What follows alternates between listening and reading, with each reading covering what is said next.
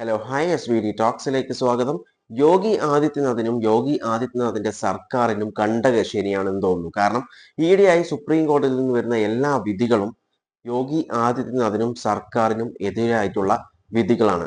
യോഗി ആദിത്യനാഥിന് ഏറ്റവും ഇഷ്ടമുള്ള വിനോദം എന്ന് പറയുന്നത് ബുൾഡോസർ ജസ്റ്റിസ് ആണ്. അതായത് ബുൾഡോസർ വെച്ചിട്ട് ആളുകളുടെ പ്രോപ്പർട്ടീസും അല്ലെങ്കിൽ വീടുകളൊക്കെ തകർക്കുക എന്നുള്ളത്. അതിനുള്ള കാരണങ്ങളായിട്ട് പറയുന്നത് ഒന്നുകിൽ എൻക്രോച്ച്മെന്റ്, അല്ലെങ്കിൽ ഡെവലപ്മെന്റ്, അല്ലെങ്കിൽ ആ വ്യക്തി ഒരു ക്രൈം ചെയ്തു എന്നൊക്കെ പറഞ്ഞിട്ടാണ് ഇവരുടെ വീടും മറ്റു പ്രോപ്പർട്ടീസും ഒക്കെ ബുൾഡോസർ വെച്ചിട്ട് തകർത്തുകൊണ്ടിരിക്കുന്നത്. എന്നാൽ ഇതിനൊക്കെ എതിരായി അല്ലെങ്കിൽ ഇതിനെ നിർത്തലാക്കാൻ വേണ്ടിയിട്ടാണ് ഇപ്പോൾ സുപ്രീം കോടതിയുടെ തീരുമാനം.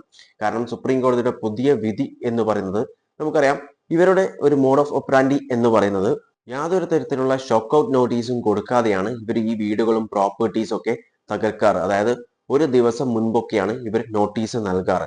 എന്നാൽ ഉത്തർപ്രദേശിലുള്ള ഡെവലപ്മെന്റ് ആക്ടിൽ പറഞ്ഞിട്ടുണ്ട്, കറക്റ്റ്ലി മെൻഷൻ ചെയ്തിട്ടുണ്ട്, ഒരു റീസണബിൾ ആയിട്ടുള്ള ടൈം ഫ്രെയിമിൽ വേണം ഈ ഷോക്ക് ഔട്ട് നോട്ടീസ് കൊടുക്കാൻ എന്നുള്ളൊരു കാര്യം. അതുപോലെ തന്നെ സുപ്രീം കോടതിയും ഇതേ കാര്യം പറഞ്ഞിട്ടുണ്ട്. അതായത് ഒരു 14-15 ദിവസത്തിന്റെ ഉള്ളിലായിട്ട് തന്നെ, അതിന് മുൻപായിട്ട് തന്നെ എന്ത് ചെയ്യണം, ഈ ഒരു ഷോക്ക് ഔട്ട് നോട്ടീസ് എത്തിക്കണം. അതും ഇൻ പേഴ്സൺ അല്ലെങ്കിൽ രജിസ്റ്റേർഡ് പോസ്റ്റ് ആയിട്ട് എത്തിക്കണമെന്ന് സുപ്രീം കോടതിയും അതുപോലെ ഈ നിയമത്തിലും പറഞ്ഞിട്ടുണ്ട്. എന്നാൽ ഇതിനൊക്കെ കാറ്റിൽ പറത്തിയാണ് യോഗി ആദിത്യനാഥിന്റെ സർക്കാരും, അതായത് ഡിസ്ട്രിക്ട് അഡ്മിനിസ്ട്രേഷൻസ് ഒക്കെ ചെയ്തുകൊണ്ടിരിക്കുന്നത്. അതായത് ഒരു ദിവസം അല്ലെങ്കിൽ ഒരു 10 മണിക്കൂർ മുമ്പൊക്കെയാണ് ഈ നോട്ടീസ് നൽകുകയും അപ്പോൾ തന്നെ പൊളിച്ചു നീക്കുകയും ചെയ്യും.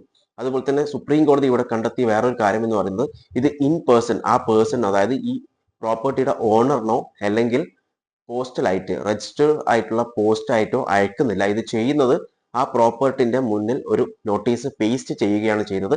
അത് തെറ്റായ ഒരു കാര്യമാണ്, ഒരിക്കലും ചെയ്യാൻ പാടില്ലാത്ത ഒരു കാര്യമാണ്. ചെയ്യേണ്ടത് ഇൻ പേഴ്സൺ ആയിട്ട് കൊടുക്കുക അല്ലെങ്കിൽ രജിസ്റ്റർ ആയിട്ട് കൊടുക്കണം എന്നാണ് ആ നിയമത്തിലും സുപ്രീം കോടതിയും പറഞ്ഞിട്ടുള്ളത്. എന്നാൽ ഇതിനെ കാറ്റിൽ പറത്തിയാണ് അഡ്മിനിസ്ട്രേഷൻ അവിടെ ചെയ്തുകൊണ്ടിരിക്കുന്നത്. അതുകൊണ്ട് തന്നെ ഇതൊരു മനുഷ്യത്വരഹിതമായിട്ടുള്ള പ്രവൃത്തിയാണ്. അതുകൊണ്ട് ഈ പൊളിച്ചിട്ടുള്ള വീടുകൾ, അതായത് 2020 കേസാണ് സുപ്രീം കോടതിയിൽ ഇപ്പോൾ എത്തിയിട്ടുള്ളത്. അതുകൊണ്ട് തന്നെ 2020 നോട്ടീസ് കൊടുക്കുകയും ആ സമയത്ത് പൊളിച്ച വീടുകൾക്കൊക്കെ, അതായത് 6 പേരാണ് ഇപ്പോൾ സുപ്രീം കോടതിയെ അപ്രോച്ച് ചെയ്തിട്ടുള്ളത്. ആ 6 പേർക്കും 10 ലക്ഷം വീതം കൊടുക്കണമെന്നാണ് യോഗി ആദിത്യനാഥിന്റെ സർക്കാരിനോട് സുപ്രീം കോടതി അറിയിച്ചിട്ടുള്ളത്. നമുക്കറിയാം, ഇവർ പൊളിക്കുന്നത് ഒന്നുകിൽ എൻക്രോച്ച്മെന്റ് എന്ന് പറഞ്ഞിട്ട് പൊളിക്കുന്നുണ്ട്, അല്ലെങ്കിൽ ഡെവലപ്മെന്റ് എന്ന് പറഞ്ഞിട്ട് പൊളിക്കുന്നുണ്ട്. അതുമാത്രമല്ല, ഇവർ പൊളിക്കുന്ന വേറൊരു റീസൺ എന്ന് പറയുന്നത്, ആ വീട്ടിലെ അല്ലെങ്കിൽ ആ പ്രോപ്പർട്ടിയുമായിട്ട് ബന്ധപ്പെട്ടുള്ള ഏതെങ്കിലും ഒരു വ്യക്തി ഒരു ക്രൈം ചെയ്തിട്ടുണ്ടെങ്കിൽ ആ വീടോ അല്ലെങ്കിൽ അവരുടെ പ്രോപ്പർട്ടീസോ ആണ് പൊളിച്ചുകൊണ്ടിരിക്കുന്നത്. അതും ആ ക്രൈം തെളിയിച്ചിട്ടും ഇല്ല. അതായത് ഒരു അക്യൂസ്ഡ് മാത്രമാണ് അല്ലെങ്കിൽ സസ്പെക്ട് മാത്രമാണ്. ഒരു സസ്പെക്ട് ആവുമ്പോൾ തന്നെ, ഒരു ക്രൈം ചെയ്തു എന്ന് പറയുമ്പോൾ തന്നെ, അതായത് പോലീസ് കണ്ടെത്തുമ്പോൾ തന്നെയാണ് ഈ ഒരു പ്രവൃത്തികളൊക്കെ അഡ്മിനിസ്ട്രേഷൻ ചെയ്തുകൊണ്ടിരിക്കുന്നത്. ഇവിടുത്തെ നിയമവും സുപ്രീം കോടതിയും ഒക്കെ പറയുന്ന ഒരു കാര്യമുണ്ട്, ഒരു വ്യക്തി ക്രിമിനൽ ആണ് അല്ലെങ്കിൽ കുറ്റം ചെയ്തിട്ടുണ്ട് എന്ന് പറയണമെന്നുണ്ടെങ്കിൽ അത് കോടതി പറയണമെന്ന്, അല്ലാതെ പോലീസോ അല്ലെങ്കിൽ മറ്റു നാട്ടുകാരോ പബ്ലിക് ഒന്നല്ല പറയേണ്ടത്. അത് കോടതി പറഞ്ഞാൽ മാത്രമേ ആ വ്യക്തി പ്രതിയാവുകയുള്ളൂ. അതുവരെ ആ വ്യക്തി എന്ന് പറയുന്നത് സസ്പെക്ട് മാത്രമാണ്. ആ സസ്പെക്റ്റിലുള്ള ഒരു വ്യക്തിയുടെ പ്രോപ്പർട്ടീസ് ആണ് തകർക്കുന്നത്.